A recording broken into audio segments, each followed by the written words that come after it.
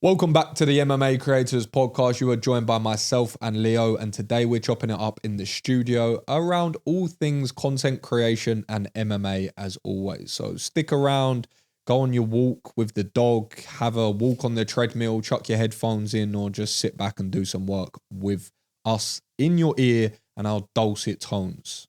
As always, keep it casual. All right, so you were at GBTT, aka Great Britain top team, the gym, spearheaded by the one and only Brad Pickett. How was your day? It was good. It was good. A lot of the boys are getting ready for fights. And when that's the case, there's a lot of people in the gym, right? So myself, you've got the guys from Cage Warriors there doing work. And there's a lot of people getting prepared for fights. UFC, Cage Warriors, regional shows. So it's a busy time. It's a busy time in the British MMA scene in general, and then also for myself is a couple of flipping hectic weeks. So today I was down there doing the GBTV episode, but it was a specialized episode for Lonnie, who's obviously making his debut in a couple of weeks in Macau, and we can get into that in a minute. Because, yeah, it's been pretty flipping hectic this last couple of weeks, I'll be honest. But grateful.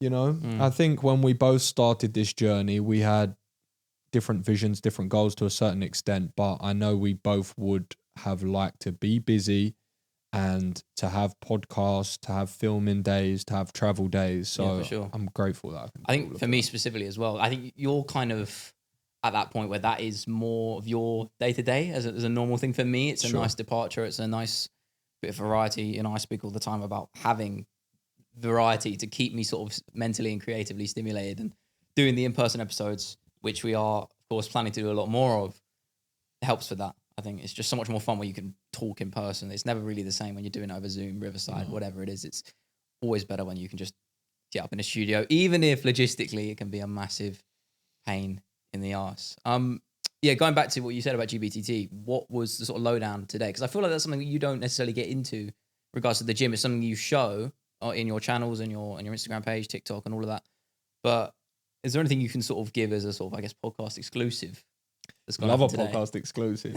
Love a podcast exclusive. I like giving the podcast some exclusive, and I can't really give you any exclusives, not necessarily because I have them, but just because there isn't really anything to feed back on. But you are right. It's not something I speak about that much, going to the gym. But for what we do,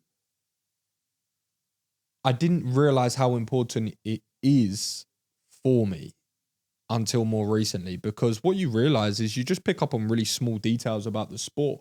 You just start absorbing very micro interactions, let's say, but you start seeing the sport from the ground up, if that makes sense. So we're not just watching it as fans now from our sofas, quite literally, and flicking on the TV.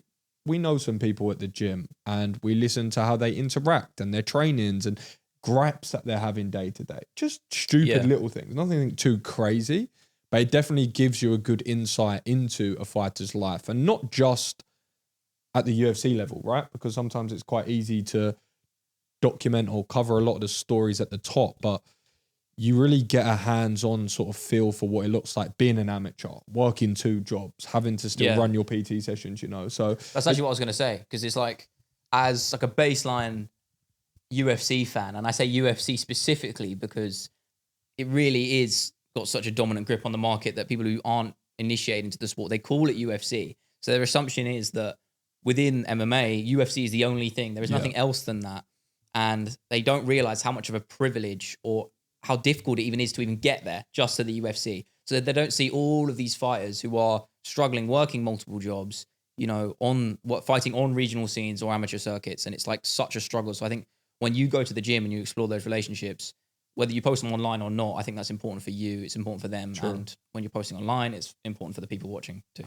No, you're 100% right, because you do get desensitized to MMA because you just think of UFC, right? So you see it as the ultimate goal, but a lot is missed along the way. And you are bang on with that, because the conversation is always, when you go into the UFC, how long till you're in the UFC? But there's a lot of levels before you get there.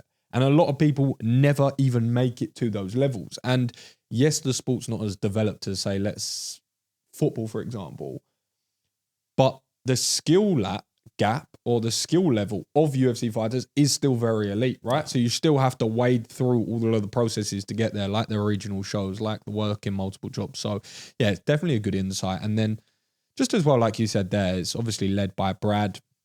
You got Ash there as well. And yes, they're very knowledgeable. Yes, they've had an incredible wealth of experience in many different ways of MMA, which I find interesting, right? Of course, they fought, they competed, but they've ran their own shows. They've been managers. They've matched people up. Small angles to the fight game that sometimes you don't hear people talk about too often. And it's just the small details to how the fight game works. And you start understanding it on a slightly better level. So yeah, I'm grateful that I get to do that. And it is a cool experience. I just like picking their brains, to be honest. Yeah, and just going back to what I said about how difficult it is to even get into the UFC, and so that's something people don't really realize. If I'm not mistaken, I'm going to ask you the question, but I think I know the answer anyway. But for those listening, how many fighters, as a rough guess, would you say are in the gym, and how many of them are in the UFC? Of the professional fighters, it's difficult to answer because they're always changing the numbers. Of course, yeah. That's why I'm asking rough guess. I would say probably a rough base around 40 professionals, 50 professionals. And it's two in the UFC? Two in the UFC. Now two. Now just two recently. So two in the UFC. So I spoke to Lonnie earlier. He'll be the new addition. And then you've got Nathaniel. But outside of that, just those two. That puts it into perspective, right, doesn't it? Because people have no idea. So when you get people, particularly in my stream chat, who call people bums at the first sign they take a loss, and they're talking about guys who are fighting at championship level, let alone people who are making their UFC debut. People who are making their debut are already at the 1%, right? And we've spoken about that before. People don't realize how much of a skill it is to get there. So and it's a very unforgiving sport, and people, especially in the MMA community, are just naturally very polarizing and quick to jump the gun. I think that's just the nature of the beast, really. Hopefully that's something maybe we see change. But I do think, and people in the sport aren't typically going to like this because it's not too kind, but I think it is true. And not think, I know it to be true. You do realize at times the difference between, let's say, the average UFC fighter and the average Premier League footballer. Extreme example, right? Yeah. But it's always an easy one because we grew up in the UK, football being the main sport. What would be an American comparison to that? American football. NFL. Yeah, it'd be the NFL, sure. NBA, versus anything college, like that, whatever, right? Yeah, NHL, anything that's just Premier League, top. Premier of the leagues is just a good example. But when you look at how a American football team is run or how a basketball team is run, I watched a documentary recently, Starting Five, or you look at a Premier League football team, the gulf in professionalism to MMA is drastic. Because you think of the whole setup, right? If you're a footballer, you go into a system, you go into a team, you go into a club. And now this club has an umbrella of staff which just take care of you. But you go into MMA and you become a professional. You may go into a team to go and train at GB Top Team, but you don't then access this full umbrella of staff. Yeah. Nutritionists, managers, financials. You just don't have all of that. You get right? the PI, you get the Performance Institute. That's all you get. At most, if you get into the UFC. Yeah, of course. But that's not even if you're a professional athlete. So what you realize is people are still trying to perfect their craft or learn their craft whilst trying to have a job, whilst trying to improve their skills, and all whilst doing this, be the best in the world at what they do. And it's very, very difficult, but it also shows you how many levels MMA is going to go up in the next 10, 20 years, because the level of athlete, I'm not saying it is bad. It's nothing like that. But how professional people's careers are run. For sure. There's people in the UFC that wouldn't know what a maintenance level of calories means, or what the need is for carbohydrates, or should they be eating food before meals. There's a lot of people in the UFC that won't have any food before any sessions. And I am not a massive fan of eating before sessions, but categorically, if you want to perform the best, you have to have some sort of nutrition. It's small things hyper like optimization. this. Yeah, it's hyper optimization, right? So if you're a amateur fighter just getting into the scene, not things you should worry about. But if you're in the Premier League, you're in the UFC, these are things that you need to sort of think about at least. So yeah, it's not a very positive tone, to be honest. I feel like it's interesting. I feel like I'm in a somber mood today. Why is that? Any reason? I don't know. I think it's grey, you know? It is England. I think, but you should be conditioned to that. I woke up and saw that today and I was like, okay, this is standard London weather right here. I'm conditioned to that, and I'm not one of them people that moans about the weather all the time. I just don't find it interesting. But you do wake up, it's dark. You do That's the kicker. Sit at the desk, it's dark, right? And you're just surrounded by darkness, and it brings a sort of gloominess into your life. But the truth of it is, I've been waking up at the moment and been going to bed thinking, I don't always do a phenomenal job of being present to what I'm actually doing, right? Always just, for sure. We spoke about this many times, progressing on to the next thing. And I think I'm doing a better job of just being excited for some of the things coming up. Yeah. I think that's the right mentality to have. Looking forward to things is great.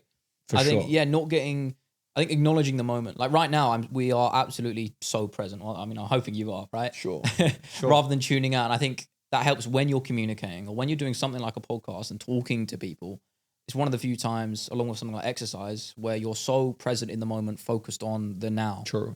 Every time you're on your own and in your own head, I don't know about you specifically, but me, I'm very much stuck in my own mind all the time. And it's very difficult to get out of that. And obviously everyone's experience is going to be different. But I think there's something to be said there. And it's why I think sport and MMA specifically is so attractive, because it is quite literally, in terms of sport, it's about as extreme as you're going to get. It's combat sports, it's fighting, it's very primal, and it's going to bring that side out of you. And you compare it to something that the other sports, it doesn't have that level of allure. And I think it takes a certain kind of person to get involved in combat sports and do something like that. This is generally a sort of sentiment I've had over the last couple of weeks, is that desire to do something a bit, I don't know what the word is. Extreme, right? Yeah. So hence why, that's where my love for something like skydiving comes, or I'd love to do a bungee jump, because it would get me out of that sort of shell, that mental shell. And I think fighting does that. Hence why I train as well. I mean, you understand the sentiment I'm sort of getting at here. And I think that's why fighters love it, right? I think that's why fighters struggle to leave the sport as they get older. Not just because they think their ability can still hang, even though their body can't. But I think it's the mental side of things, is they want to keep fighting because it keeps them out of their own head. Yeah. Sure. It does make you be present, right? Because you go into that fight or flight. So you're forced to be present. And if you're not, and you're removed of the moment, then bad things happen. But it's still a skill, right? It doesn't mean that it just naturally happens. Oh, okay, now I'm focused. You hear fighters like Bisping often mentions it, how you can be in this enormous fight under the bright UFC lights, and then there's just a cameraman that catches your eye on the corner of the octagon, and you're just digging for underhooks, and you catch his eye, and you're thinking, hold up, I'm in a fight here, which is always quite... Actually, real quick, did you see that story, Bisping?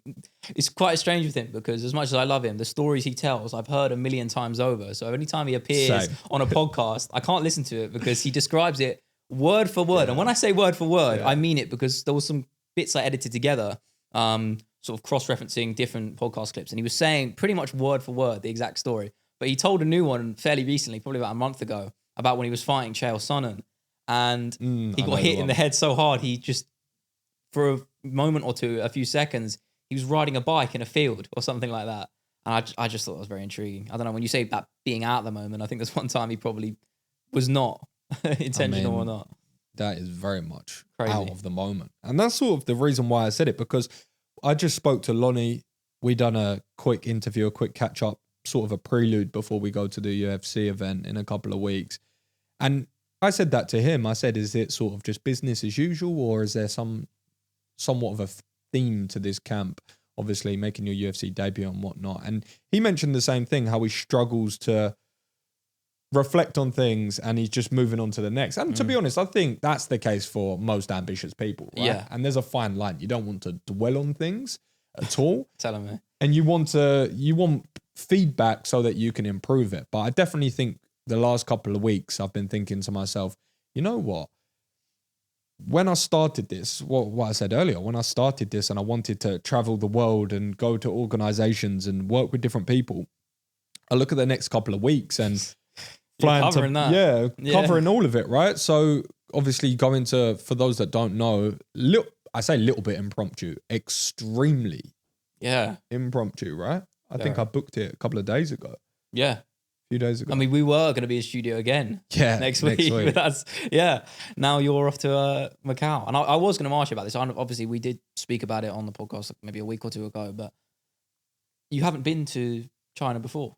China? Have you not? Been to Hong Kong. So I Hong don't know where the... So, again, we said politics. We weren't going to touch on that because that is geopolitics, which is a messy can of worms. But I'm assuming you're looking forward to it. I think obviously there are sides to travel, which...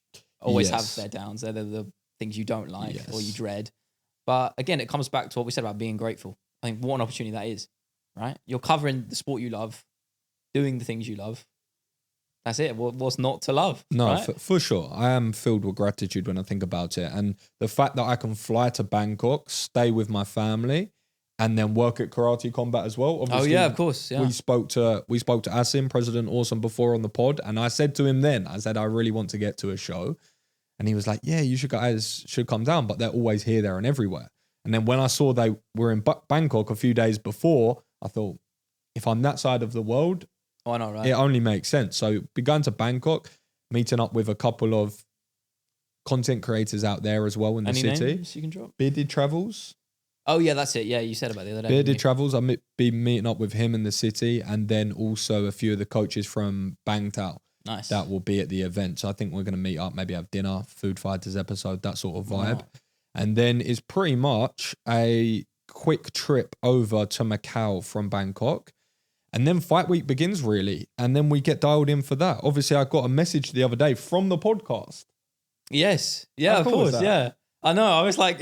That's cool. Yeah, you might want to fill in the listeners on what that is. Can we do that? Yeah, sure. Yeah, we can. I mean, it's our podcast. Yeah, sure. We can. Do what we want. Go for it. So I get an email, and it was from a bit of a random looking email that said, hey, I work at the UFC Macau gym.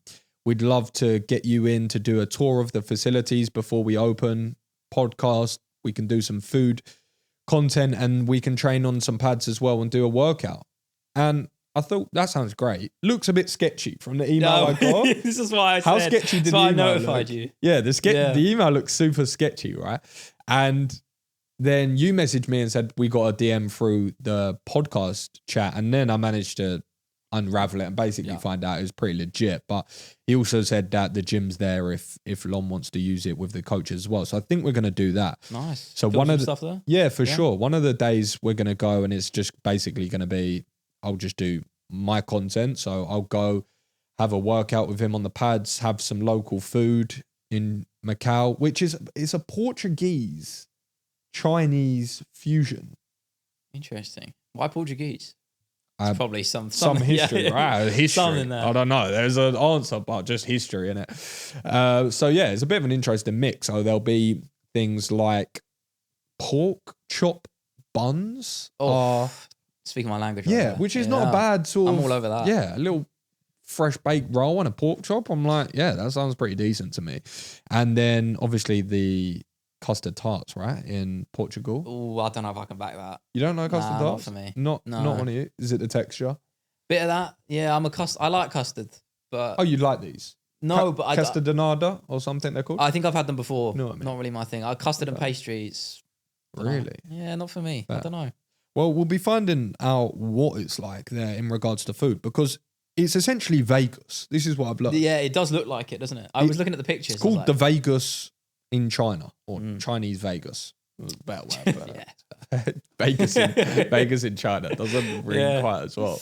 But it's a bit of a weird gig because they have 7 times the amount of tourism for casinos in Macau than they do compared to Vegas. Jesus, really? So you think of it, 1 billion population, and that's their Vegas. Yeah, it does make sense. They don't have to go all the way over to America. Much more logistically. Yeah, so I imagine it's going to be a bit crazy. Obviously, I've never really been to China, I guess, and I've never been to Vegas, so it's going to be a weird flipping experience, to be honest. Yeah, enjoy it. But I wanted to sort of pick your brain on that, really, because obviously this got thrown on me quite short notice. And then, like I said, I'm going to Bangkok. We've got Karate Combat, then going to China, then got Macau, and got those sort of 2 weeks. But where I want to sort of pick your brain or just sort of brainstorm a little bit is I just need to think of how to maximize that trip from a content perspective. Short form, I've got... You got that. I reckon I've got a good structure and I've got a good sort of game plan that I've got to paper. But long form, I need to come up with somewhat of a rough structure because I don't want to be going there and just... What happens, anyone listening, maybe even you'll know to a certain extent, is sometimes you go to these places and if you don't have a game plan and you don't have an idea, you just shoot the film, get home and say, oh, this is a cool bit or this is a cool bit. I don't have a video. I just have a couple of cool shots, right? There's not a structure. Yeah. What do you think? Well, I'd say off the bat, I think when you say short form content, I think that what you're doing naturally favors more of a short form style over long form, because I think vlogging, because that kind of is almost what you're going for is almost that sort of subsection. It doesn't have to be. It doesn't have to be, right? But when it comes to traveling, I think that's the word that immediately you sort of associate is vlog, and that's kind of a dying format. It's much more, it's been reinvented now, right? So I think you have to find a unique angle there if you're gonna go long form, especially with fighting. It's a tricky one. I mean, obviously, you know what I say about I think food fighters should be your priority. I think you have to push that and put all of your efforts into that. And that's a perfect opportunity to do it because you're experiencing a new food, new culture, a place you haven't been, you know, with a new name by the UFC standards in Lonnie. If you can get him involved, loads of opportunity there. So that's what I would focus on personally. But of course, as you said in Karate Combat, I mentioned to you about getting some pit side stuff, interviews. That's really, I think interviews in the UFC niche is the sort of meat on the bone, right? I think it will always do relatively well. Generally speaking, it's a tricky one because it's not really my expertise, right? That sort of style of content, what you're doing. So for me, what I would be thinking about is how you're going to package it. That's the more important thing, because as a content idea, it's not necessarily the most unique. It's not just as a premise of what you're doing over those weeks. It's not. But it depends how I package it. Exactly, right? So how you package it is much more important. For someone like me with my content, everyone knows. You know what you're going to get right with it. So how I package it, not necessarily the end of the world, right? Because the content style is on the whole very similar and it's quite relevant right now, and it's a format that does perform pretty well. I think with you, as I said, packaging is going to be much, much more important. How you go about that, I'm not entirely sure. Because I think that's something you have to think about. Right? Yeah, for sure. There's loads. I think that's almost the problem though, right? Because it's not a specific thing you're targeting. It's quite a broad couple of weeks. Do you know what I mean? There's a lot of ground you're covering. So how you approach it is quite difficult, actually, in order to draw viewership in. It is a tricky thing. I don't know. I mean, it's down to you, isn't it, really, at the end of the day? Sure, you're the boss, right? Sure. The thing is, I've got to a point now where, like what I said earlier, I've had so many times where I've gone to different places, cool opportunities as well, but just little documentation of them. Or if I have them documented, I'm trying to do short form as well as vertical, as well as long form landscape. And then you get caught in this weird bubble of kind of not really doing either. Yeah. So that's just why I'm trying to sort of solidify a game plan. In my head, I'm sort of breaking it up to, okay, Bangkok Karate Combat, one video kind of thing. And then Macau, Lonnie, GBTV week.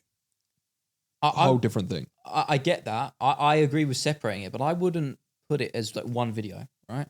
I'd almost separate them into two different things, but include, as you said, include food fights. Multiple videos. Yeah, why not? That's what I'm saying. Okay, right. That's what I'm saying. Yeah. Not just as in chapters, okay, we got this bit, then this bit. No.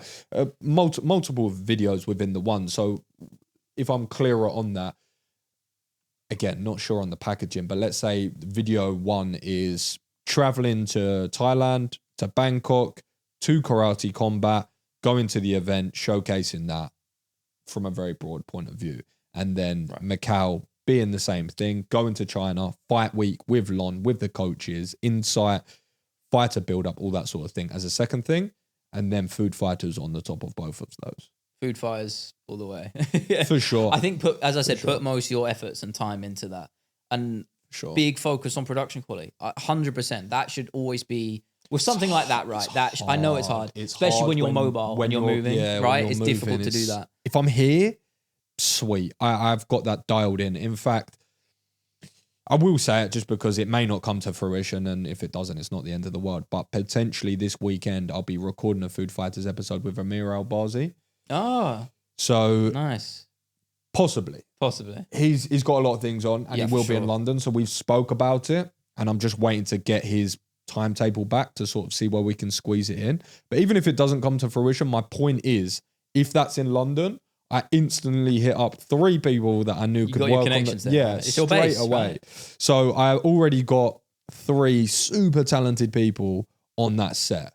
And that's all that I would need. Obviously, including myself and him, there'll be plenty of people. But when you're mobile, different ball game, and it's just you, and just it is difficult. But there are workarounds, right? And saying about workarounds, one thing that I've also done now is yesterday I bought an Insta360. Is that camera? Yeah. 360 camera. Yeah. What is the purpose of using that for you? I mean, right? So, have you seen any of the very explicit, well, not explicit from that sense, explicitly point of view videos where it's someone making a coffee, someone making their dinner, someone going to work for the day? Oh, is it like, yeah. I know what you're talking, like day in the life sort of very thing. Immersive. Short form. Very immersive. They always, I think I know what you're getting at, because they always make me laugh when I realize these people have to set up. They've obviously cut it out, but they've set up each angle before meticulously doing a task every time. And it does quite make me laugh when I think about that. When people watch those day in the life videos, I'm almost convinced that people would watch that and think, this is someone doing their life and them just creating easy content. But once you do one of those, it's so hard. And if you have constant angle changes, you have to put the camera here, you're chopping an onion. The camera here, you're putting your laptop in the bag. The camera here, you're walking through the door. And an hour of a task can take 2 easily, just with things like that if you're not dialed in. So Insta360, essentially the one I got is so that I can have it clip. It's this big, the one that I got. I wanted the really little one. It's this big. And I can just clip it to my chest. Right. And it can do vertical and landscape video as well. Nice. And you can just click record. You don't even click record. Just wave at it and it just records. And it just gives me an alternative angle to everything that I'm doing. More intimate, right? A lot more intimate, yeah. And I think it gives a really good look into some of the things that I'm doing, right? An issue that I encounter personally is I go to these things, I meet these people, I have these cool experiences, but I don't want my first experience with someone to be, hey, can we just get this in front? Oh, mate, that's the word. I always think about that when I imagine what you're doing. Like, I know you're very much that kind of person to be okay, relatively, with doing something like that, like pushing the boat out, being upfront and forward thinking with cameras and content creation. But at the same time, I think about that side of it, having to wave a camera in front of someone's face and this, that. That's just like my worst nightmare. Honestly, awkward. It's such a big part of this game that no one talks about. No one talks about it. People talk about overcoming that hurdle or the fear of getting on camera. That's fine. Yeah. That's one thing. Getting on camera with other people and the logistics behind that, whole different ballgame. Especially for someone you don't know. Generally, like, not strangers, but first interaction. Strangers, yeah. I mean, more times than not strangers, okay? So what I personally don't want to do ever is have an interaction with someone, the first interaction where it's, hey, can we do this? Or can you film this? Or can you say this? Or can you be in this shot? I just hate that. Yeah. I hate all of it almost, you don't want to give that impression that you're someone who is social media orientated, even though it is our job, right? When you do something like that, it almost gives the impression that you're not a genuine human being. 100%. Right? It's awful. And it's the first interaction. Nature of the beast, I guess. It's the first interaction that people will get it. But what you come to realize is, and that, by the way, that filters into easier things, which are not as daunting. Just like being at a training session and going, hey, can I grab 5 minutes after you finish, if that's all right? Just want to ask you a couple of questions. And simple things like that. It doesn't sound crazy. It can be quite daunting if you've never been in an MMA gym, if you don't know this person, if you don't know how to use this camera. which all are relevant things for me. I didn't know the sport, didn't know these people, didn't know how to use a camera, never interviewed. Yeah. So saying, hey, can I have a quick tip? Very daunting. Yeah, and I think weirdly those fighters or people training that you're interviewing, I would say, kind of speaking from my personal experience here, they'd probably be more comfortable with it than you are. Even the ones who aren't used to the media game, who are at the top level. Because when you train and when you are in that environment at the gym, it does force you to be social. You can be that kind of person to sit back, be quiet. But I think training just brings you out of your shell, even if you are quite extroverted anyway. I'm one of those people who is like socially active. I like talking to people. So it wasn't that much of an effort for me, but it accentuates it even more, right? So every time I go and train twice a week at my gym, I'm always willing to, open up, shake hands with new people, be the person to make the first step, right? And that's something I probably wouldn't even do outside of it, generally speaking. So it is a weird environment where it almost unlocks a more forward-thinking social side of you. So I think there's a point there. I don't really know I'm going with it on a tangent, but yeah, it's an interesting side of things. No, it is. But I get what you're saying. It is a relevant skill to improve. The reason because, again, like what I said earlier, you go home and then realize, I wish I asked for that. Yeah, I wish I did this. Conversation. Wish I did that. Shouldn't have said this. Should have said that. Usually it's not even shouldn't have said this as much as it is I should have done this. I should have been more forthcoming, asking, hey, I know it's a little bit inconvenient and it's a bit of a pain, but do you mind if I grab you for 2 minutes? Even something simple like that. But me being around the industry for a longer period of time, of course you naturally get more comfortable anyway. Bear in mind that when I'm grabbing these people for these conversations and things like that, I've never really even seen a sport. And it's quite you know what I mean? So how long ago would you say? So was that? Obviously, compared to now, it's different. 3 years ago. Yeah, exactly. Right. So now at the gym, it's fine, right? Because everyone knows you. Of course. But the reason why that's so important is because when I was spending time around media, around people that are doing things somewhat similar, they would be a lot more straight up, right? Yeah. They would be chatting to someone at a fighter hotel, and then they would say along the lines of, "Oh, do you mind if I grab 2 minutes?" Where I would never have done that before. Now I'm that guy. You want to obviously find the balance, right? If someone's in the middle of a weight cut and they're doing their media and you just go, oh, you're right, mate. And you're like, can I just grab it? Very literally different. Dying from dehydration. Very, very different to, okay, you've been in the lobby in the fighter's hotel and one of the teammates of a fighter is someone that's got a fight coming up. You want to chat to him for 5 minutes. Very different proposition. But it's definitely something that you just have to get reps in, really. Yeah. Get confidence, get reps in. Everything is the same, isn't it? When it flipping boils down to it. But yeah, that was something that was a little bit more daunting. But now I'm in a position where you're so used to being on camera. You're so used to there being cameras around. It doesn't feel as though anything is actually happening other than what is actually happening. If that makes sense. I think that's something people struggle with when they think about who aren't used to getting on camera. They're worried, or they almost try and act like a different person. They try and... Sure. And I think there is innately an element to that. But I think the more you do something like this, the more you do a podcast, the more you do an interview, anything like that, you naturally fall back into your normal shell, right? Your normal self. It's like right here, we're speaking authentically. This is 100% me. I'm not trying to be anything that I'm not. But I think when you start doing these things, particularly with streaming or anything like that, you're almost trying to be a better version or a safer version, right? You get where I'm coming from, right? Sure. So again, that just comes with experience or reps, as you said. I definitely think the authenticity is important. Again, there's a fine line, right? Yeah, so you want to be the right version of yourself. Yeah. Right? It doesn't to a certain extent. Yeah, that is true. For obvious reasons, right? But then again, you decide what that looks like. Of course, there are going to be certain things which are just out of bounds for absolutely everyone. But it goes back to what you're saying, right? You have to be authentic. It makes it all a lot easier. Yeah. It makes everything that you do so much easier because there is no energy, right? When you're sitting down to have an interview, not that this is, but if this were a fight and you're having an interview, this is easier said than done. But the more comfortable you get of just having that conversation as yourself, the less you'll be thinking. And then you can actually go into having a conversation, because conversing with people or having a chat has always been something that I've done and done extensively, right? Yeah. You put into a work setting, It's different. It's different. I actually, just to jump in, I do. The first time we recorded here, I remember the first 5-10 minutes of it was shit. Yeah. They were awful because I was used to being on camera, right? Less so than I am now, but still, that I was comfortable with that. But being in a podcast studio and doing something like that was very foreign to me. So I do remember the first 10 minutes or so of that first time we recorded in person. I was terrible. I was stumbling my words. I was really awkward. It was just bad. Obviously, we grew into it, and the episode ended up being pretty good. But comparing that to now, right? Like, for it's another day at the office now. So I guess that again comes, literally. So again, that comes with the experience, doesn't it? Yeah. It's just these things that you flip and learn over time, you know. Oh, and I think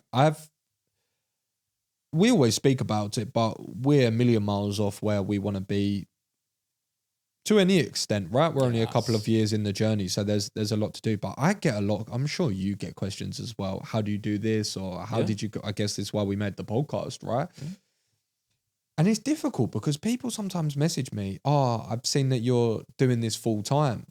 How did you do that? Or what do you do? Or what should I do?" Start. It's bad. It's a crap advice. I actually got that. Adam Catterall gave me those words as advice, was just start. And at the time I thought it was pretty shit advice. And no, it's relevant. It's relevant though, right? For sure it's relevant. And it's fantastic because how many people have asked him, "Oh, I want to do this and that." How many actually went and done that? Yeah. So if 90% of those actually started, maybe you'd be looking at a different figure. So starting is relevant. But the reason I just sort of pulled that face is because same thing when I was a personal trainer and someone said, "How would I lose weight?"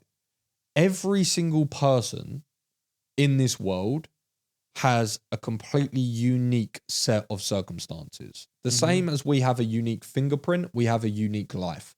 So yes, I could tell you, be in a caloric deficit over an extended period of time. Most people know that, but there's a reason why they're not losing weight. It's not an information thing because they know that, right? It's circumstances. Absolutely. Yeah. It's circumstances. So when someone says to me, "Oh, how do you do this full time? And how can I do that?" I'm sitting there thinking, there are 1,000,001 things no idea. which are independent to me. Absolutely. Even the fact that I can live at home and be in London, right? We have that privilege. But if you're someone that turns around and goes, "Oh, how do I do what you do?"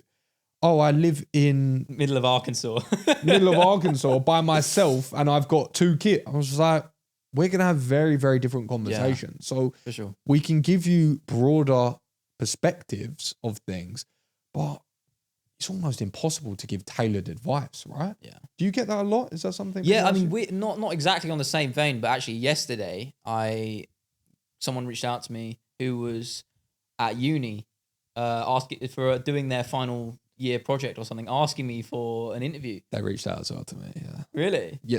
They said I've reached out to Leo as well, so they must have. Oh, there you go. Followed us off the pod. But it just, I mean, again, slightly different vein, right? But I guess that puts it into perspective. Their circumstances are different, actually quite similar to what I had. And I'm not necessarily saying they were going to go into a career in MMA or anything like that, but they're asking for some sort of level of information, wisdom, right? And their circumstances are actually similar to mine because I started at university. That was the luxury I kind of had, was I was able to juggle doing YouTube for the first, about 8 months really, whilst I was at uni doing my final year of the degree. And after that, I was in a lucky position where I could stay at home, and I still am, but I could afford, with money saved, to just work on YouTube full time. And I was earning no money from it until really earlier in this year. So I was in that lucky position. But as you said, not everyone is going to have that luxury. And I think that's something people kind of forget. And that goes for fighting too, right? It goes back to that. It's all the same answer. Yeah, exactly. It's all the same answer. It always is. We've spoke about this before, but my cousin said it to me once, and it always stuck. We always categorize how to improve or how to be successful in independent things. Yeah. How do I get better at jiu-jitsu? How do I get better at recording content? Oh, I don't know the answers to that first one. The answers are always the flipping same, right? When you dig into the details of it, of course, okay, this is how to improve your Kimura. This is how your sight. There's details to everything, right? But from a surface level perspective, it's all the flipping same. Turn up for decades. Improve, get feedback and improve on it, and manage it to your desired priority. If you say, okay, it's my maximum priority, my number one priority, make sure your life reflects that. Are you going out for your mate's birthday lunch next weekend? Weirdly, I am actually. That's The reason I say things like this is because coming back to when people say, "Oh, how do you do it full time?" Well, for my set of circumstances, not anyone else's, just my own, I knew that, okay, for the first however long it was year, I was working alongside of it. And then when I decided to cut that off, I said, right, okay, I need X amount to run this business per month as we're doing.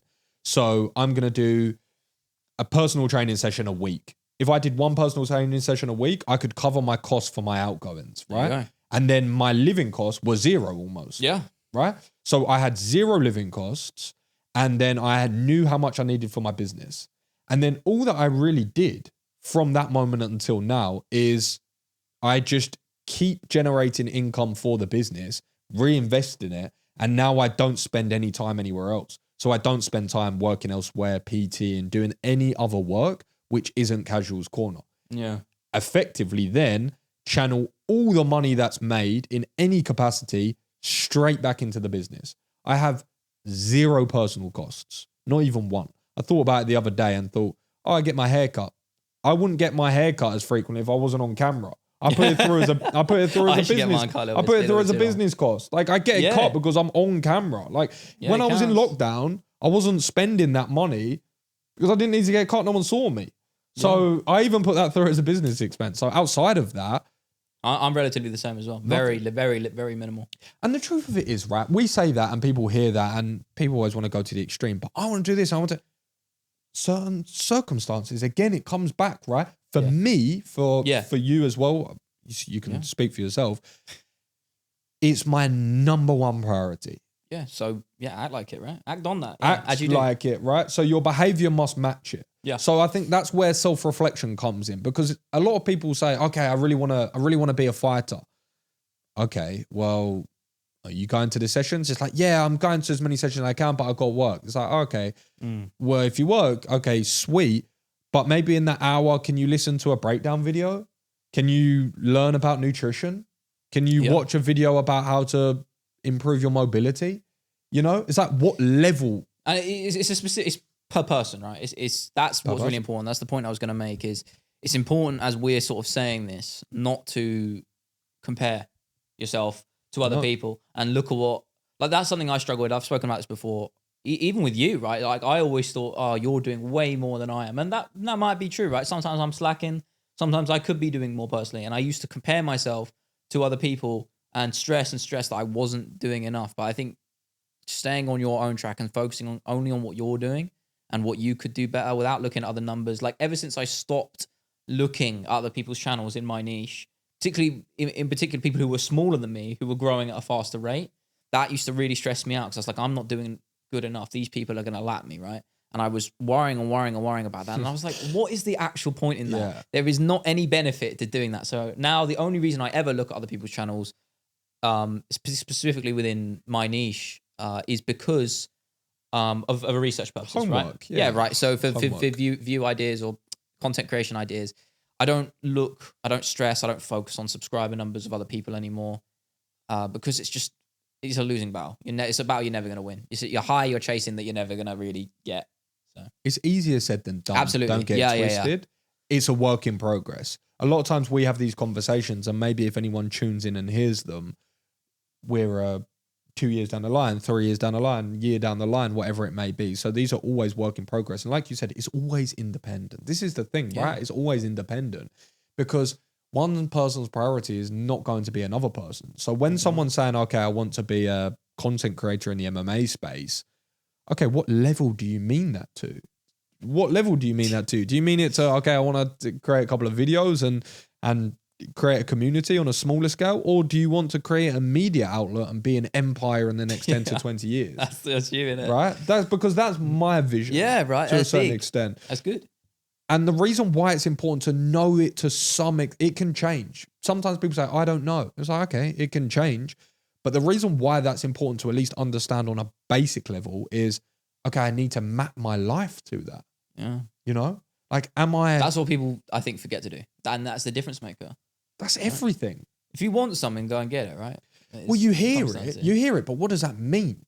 Yeah, within your circumstances. Like, what does that mean? People say, like, go and get it. What does it mean? I think sometimes people hear that and they think, okay, well, it's such a broad goal and it's so far away, it's so hard to reach, they almost don't do anything. It's like, okay. That's a fair point, though, because it is hard to start. Micro movements. Right. Start. Like, the advice I think on a smaller level, that makes sense, too, because I get that. Like, when I'm creating my videos, after I record my audio and I'm staring at that blank timeline, I don't have the same level of motivation to work as when I'm halfway through the project, and same with it's like a bell curve, right? So at the start I don't have the motivation, in the middle I'm good, near the end I'm struggling. Like, to get over that final stretch, they're the hardest parts. Is the start and sort of last day, the Friday, where I'm really just trying to get over the line, and you kind of just want to get at that point where the video's out and you can rest, chill out. That's the hardest part. So I think on a macro level, the same principle applies. It's true. I think for people as well, they always... people are always looking for motivation, right?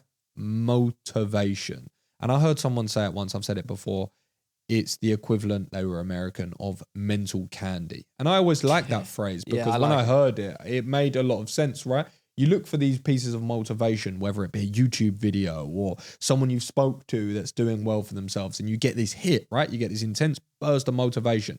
That's great. That's lovely. That's like having a Lucozade before your workout. You're going to get some glucose from it, but it's not going to sustain you for the rest of the day or the rest of the week, right?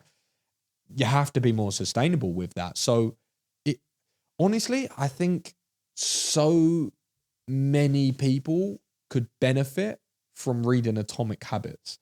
I think once people, and I'm not a person to ever mass subscribe because everyone's very different and people are going to interpret things in a very different way. The only thing I think's somewhat relevant to mass subscribe is Atomic Habits, because once you understand how to form habits, the strategies behind them, red flags of when something's petering off, how to improve something, how to do something over an extended period of time, and you build this into your subconscious, it all becomes a lot easier. Because when you go to your jiu-jitsu class and then you don't go for the next month and you say, oh, I said I was going to go once a week and I've only been once this month.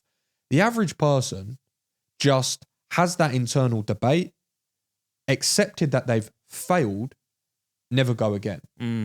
But what I would always say to people in a fitness perspective is I hated the word diet because it sounded definitive. A diet should never be definitive. There should never be an end to it. So people would always say, I've failed my diet. You have only failed because you have stopped. If you had 2 weeks of bad eating, okay, yes, you've been suboptimal. But if you don't say that, okay, I'm jumping off this bandwagon, and you try and at least be a little bit better moving forward, and then in 6 months, you're a little bit better than, you haven't stopped and there's progression. But I think what happens is we just get very, very accustomed to seeing the sexy, glamorous, exciting things, and showing up in micro ways is just not very... People want that sort of instant gratification. It's not fun. Yeah. There's no fun to it. Yeah, I agree. You know, like there's just none. I think something I've got a lot more comfortable with recently is everyone sets themselves these small goals, these small targets. I'm going to start running. I'm going to go running twice a week or whatever it may be, right? Yeah. And I think what I've managed to do, which I've felt like I've improved on a lot recently, is if that habit doesn't look exactly how I want it to look, it's okay. We can still work on it. Like sometimes these things take 2 years. I want to be a more organized person. And not that easy. Yeah. We say to each other, right, I'll get my diary and I'll be an organized person. But the truth of it is I'm undoing 20 plus years of intrinsic habits, right? There you go. Exactly. And it's going to take a while to completely unravel them. It's not going to take a week. So yeah, I'm on a rant today. We've got a few more minutes. So I think a good way to sort of round off is to wrap into some 309 chat, because that is really the talk of the town, for better or worse, in the MMA community. Of course, Stipe Miocic, of all people, fighting what many people consider the greatest of all time, John Bones Jones, in the main event. Now, of course, that's a fight I'd say most people at this point don't want. I think if you brought this fight up maybe even a year ago, people would say Tom Aspinall wouldn't have deserved it, or people would have found a reason not to like Tom, or thought he would have lost to this guy and that guy. And that was a general sentiment outside, I think, the UK. Right? A lot of people didn't really believe in the hype outside of people who really were well invested like us. Now I think that story's definitely changed. I think he is almost like, people regard him. It's one of those few times where we have an interim champion and the asterisk is almost forgotten. It's ignored. Normally when we have someone who has that title, they're never really regarded with the same level of stats. Like Yair Rodriguez is probably a good example most recently. No one really thought he was a champion, even since he lost the unification fight against Volkanovski. But with someone like Tom Aspinall, that interim word, it's just kind of forgotten. People regard that defense against Curtis Blades as a legit one for the most part, I would say. I definitely do. I'm sure you do as well. And it's the fight that he really deserves. He deserves that unification bout against John Jones. I don't think we're going to get it. I think what's going to happen come Saturday night is, win or lose, both guys are going to retire. And Tom will do his best. He's going to be there, as he said, at Madison Square Garden to try and provoke John, whoever the winner, into a fight, right? I don't think it's going to happen. I think what we're going to see is both men retiring. And in that very moment, Tom Aspinall is going to get promoted to undisputed champion, and the heavyweight division will finally settle, even if it's in a way we don't want it to. We're not getting those fights. No, sadly not. We're not getting we those can pray. fights. I don't care. I've done enough praying for that. How much Dana White comes out and says that their competitors, they want to beat the best guys. They are not fighting Tom Aspinall. No one. There's no way. The only way I actually see this going in a favour of Tom getting a matchup with one of those is Stipe. You think Stipe's more likely to? I think Stipe. If he wins, do you think he'll stay on? I think so. I think, in my humble opinion, Stipe says he's going to retire after almost every fight. He makes that joke frequently because he does retire after almost every fight, right? He hasn't fought in nearly 4 years.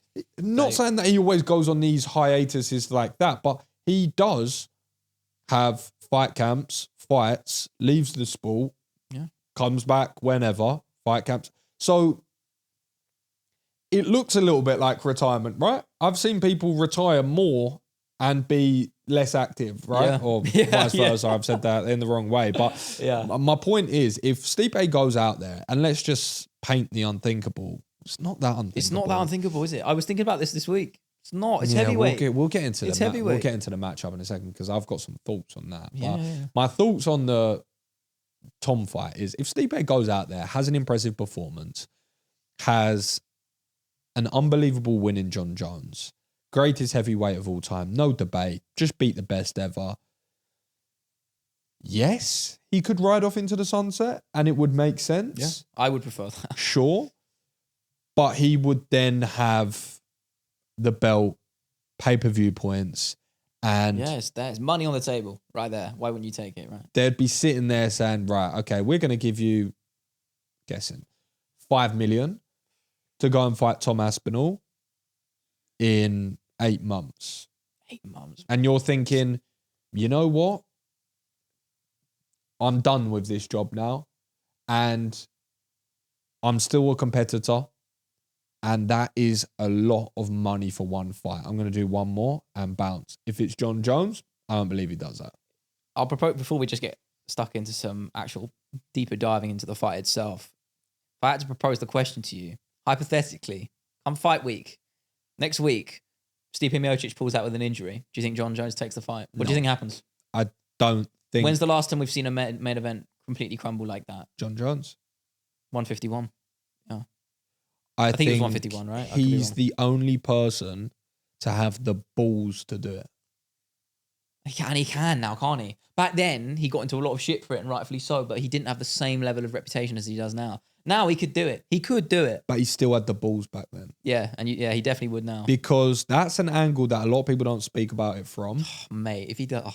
It is a very, very ballsy thing for a fighter that has that much heat on him in every direction, that much attention, that much notoriety, and have an entire fight card built around him for this huge event, which has been prolonged anyway.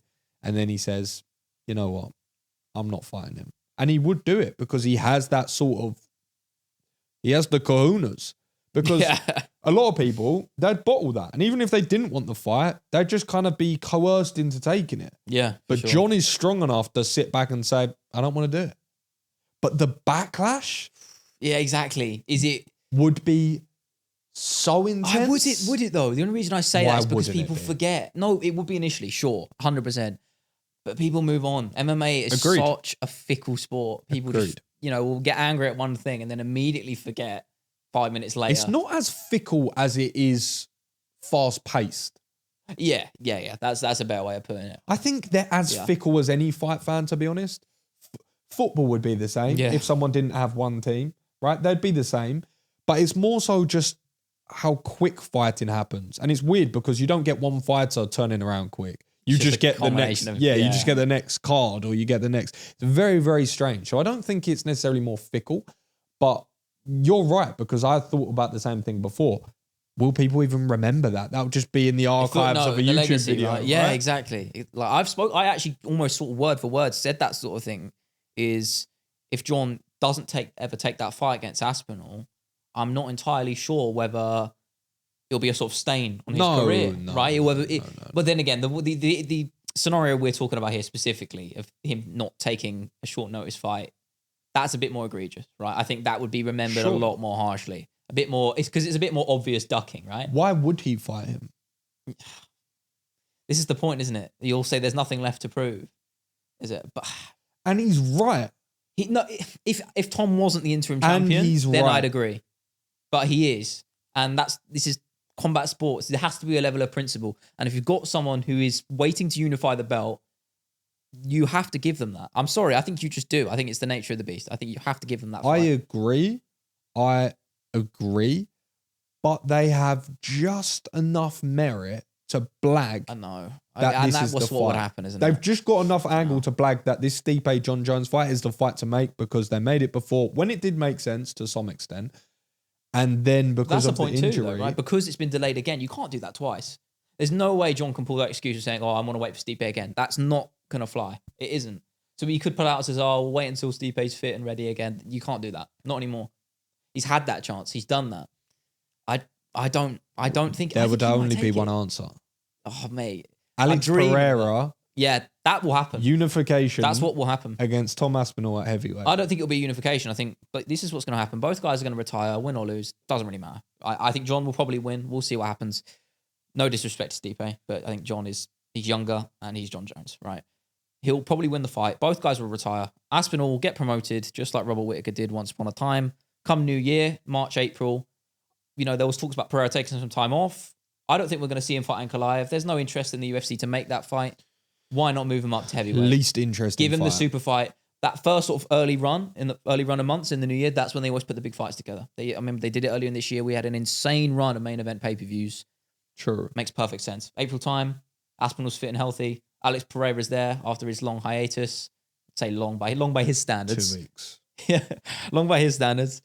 And we get the heavyweight super fight. Makes sense to me, to be honest with you. What does the fight look like between Stipe and John? It's a tricky one. I don't think John's striking is anything to write home about a heavyweight. I know it's a small sample size we got in that Garn fight, but I'm going to be honest here. People might hate me for saying this. I thought he looked shit on the feet. And he looked slow, he looked sluggish. He didn't look like Tom Aspinall. I'll say that. I know that's a high bar, but you compare the way they fight at heavyweight. Speed. Yeah, it's night and day. It really is. He looked very slow against Garn. But he is strong. I think that's what people forget. He is very strong. Sure. He manhandled Cyril Garn. Sure. And I think he'd do the same to Stipe. I think he will. I think he's going to take him down, really just grind him and drag him down in that same way. And I think he'll probably find either a TKO, ground and pound. There's some times with John Jones' career where he sort of maybe eases into the fight a little bit, maybe looks a bit slow, and suddenly you just start to see him unleash these shots. And he's got the finish. Gustafsson, the second fight at 232, is probably a good example of that. I could see something happening along those lines, or maybe a submission, maybe the second or third round. Yeah, rear naked choke, maybe. The interesting thing is because he has put on that size, and you ask yourself the question: is that a positive? Is that a negative? The positive to that could be, like you said, you improve your strength, you hit harder, the grappling exchanges you can wear on people a lot more. So there are positives to it. More negatives, though, right? That's what I think, anyway. Depends, again, right? It depends. And I don't know the answer. I can only tell you if there are more negatives or more positives after we've seen him fight properly. True. That's why I wish we got more. We've seen so little. Of course, and that's so frustrating. But like you said in that fight, he's definitely clear that he's slowed with the size and obviously just the back end of his career. Of course, he's going to be a little bit slower. But you look at that now and I think, is that a bad thing? He's going to get to his spots and maybe just have a little bit more pop on his shots. Maybe he's just going to be a little bit stronger in the clinch. And then with his knees and his elbows, he's been working with John Charles Skabowski a lot.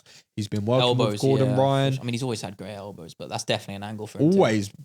Always fantastic. Everything, really. Everything's been fantastic. So it's going to be an interesting one to see how he looks. I do just lean to... I'm really not writing off a Stipe. No, I made that mistake. I made the mistake of picking Garn last time, and I will not do that again. And the only reason I say that is because the question mark of heavyweight. I wouldn't have picked against Jones if I didn't. And that still is there. Stipe's a harder matchup than Garn. You think? 100%. I 100% believe that. It's MMA math. I don't want to go there. People won't like that one, but... No, I understand where you're coming from. I just don't think...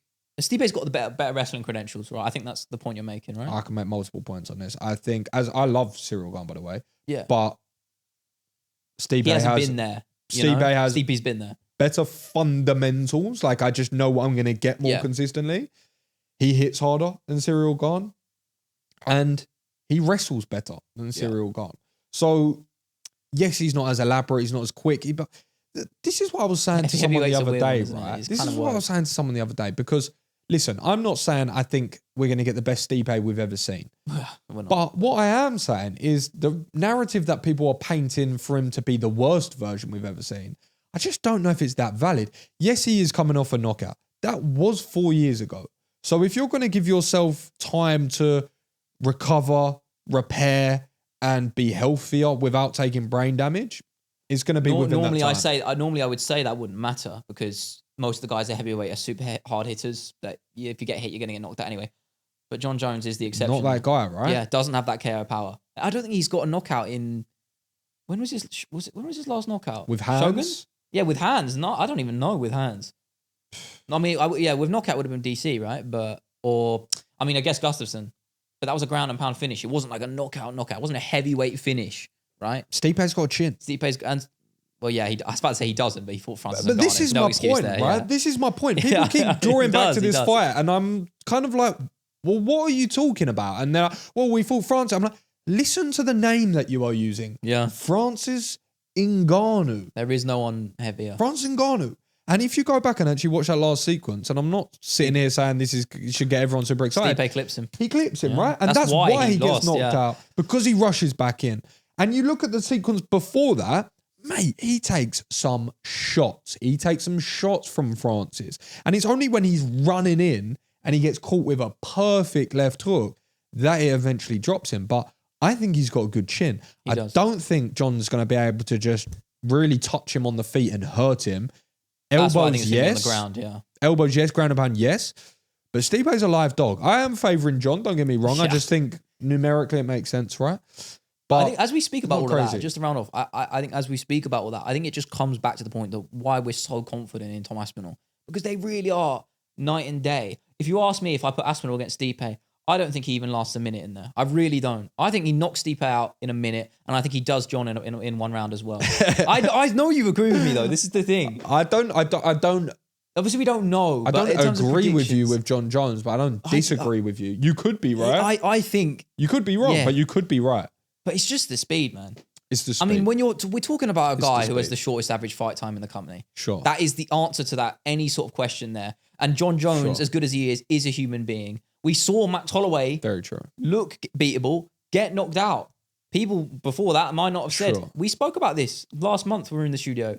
We debated this, whether Holloway's chin would survive. It didn't. It proved he's mortal. John Jones, as good as he is, and the fact he hasn't actually technically lost. He's very mortal. He's very mortal. More than ever. Yeah. This is the most mortal we've ever seen John Jones. He's fighting at heavyweight where the margins are thinner than down a weight class. Sure. He's in the back end of his career. And he's going to have that in his mind that this is hypothetically, if this fight does ever take place, would be the last fight of his career, right? There's so much factors that go against him in that fight.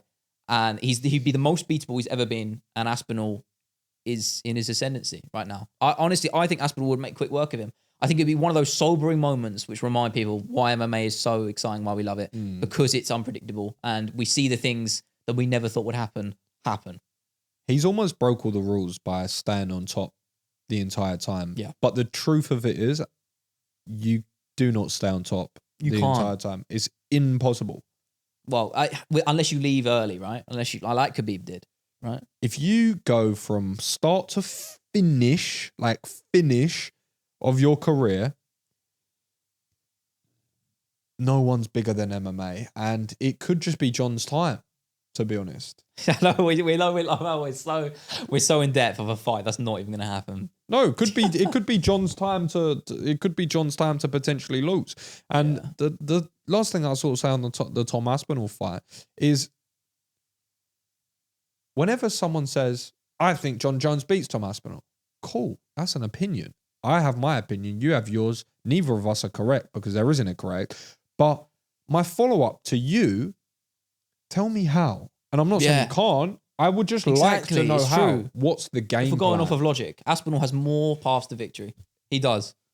I really do think he does. I just think when you look at it matched up, right, and you look at the weaknesses of Tom Aspinall and where he can be exploited, John doesn't necessarily have the tools to exploit them. Yeah, exactly. Dramatically. Chin, right? But Tom leaves his chin out in the air sometimes. Ways that he exits the pocket, ways that he just floats his chin a little bit. John Jones, of all people, ain't catching him with that. I'm sorry, he's not knocking him out. He isn't. So, like, that for me is the only weakness that Aspinall has at that heavyweight weight class, which is why I think he probably will eventually get clipped. Someone will find Tom Aspinall's chin. It will not be John Jones. But if you're only in there for 3 minutes, it's hard to get that one shot, even if you are. Yeah. So even if Tom, it's not as if he's a perfect fighter, he has things to improve on, but even if he weren't to improve on that, right? If you're only in there with 2 minutes and you're always setting the tempo and the pace and the other geezer doesn't even get a chance to hit you, let alone capitalize on chances. Yeah, exactly. It's kind of like, what's the point, right? Exactly. That's let's get final prediction and let's wrap it up. I'm going to go with round 2. I think John will just drag him down, drain him in the first, do the same thing in the second, but I think a ground and pound finish makes sense to me. Honestly, I think we could see 5 rounds. Yeah, it could happen. They're neither of them are the hardest hitters as heavyweights go, especially not John. Stipe has some power for sure, but there's guys with more in the fists than Stipe, as good as he is. So I kind of definitely agree with that sentiment. I can see that happening, but I think John will just. I think Stipe might feel the moment a little bit. I think if the first round John dominates really, particularly on the mat, I think that will be a real mental hit for him going into the second, and I think maybe we'll almost see him quit a little bit. I know that's a bit of a hot take, but not quit. But I think he'll almost accept that John will just take over, right, in that second or third round, and I think we'll see a ground and pound finish per se. That's my guess. I don't know if Stipe is that guy to just. I don't know. I don't know if he's that guy to roll over for anyone, to be honest. I don't know. Well, if we'll he have is to find out. Won't we will find out. I'm still excited as much as we're not getting the Tom fight. It's still an intriguing matchup. I'm going to say a 4th round submission. I think maybe just a rear naked choke after maybe some ground and pound, maybe some elbows against the cage. I just want to see more of John on the feet. That's what I want to see. That's what I want to see because we didn't get enough of that last time.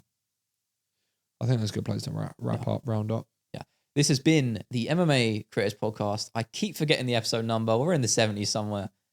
But all the same, we'll see you next Sunday. Have a good one.